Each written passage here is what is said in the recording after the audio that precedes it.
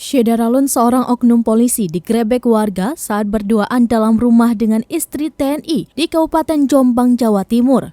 Identitas oknum polisi tersebut berinisial Ibda B. Ia diketahui bertugas di Polres Kota Mojokerto. Sementara istri TNI tersebut berinisial S. Saat kejadian, S ditinggal suaminya D yang berdinas di Surabaya.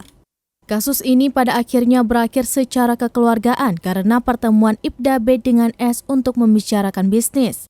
Kasus ini bermula saat Ibda B mendatangi kediaman S pada Senin 25 Juli 2022. Lokasinya berada di Desa Sambirejo, Kecamatan Jogoroto, Kabupaten Jombang. Ibda B datang pada sekitar pukul 16 waktu Indonesia bagian Barat, namun hingga 5 jam kemudian ia tak kunjung keluar dari rumah S.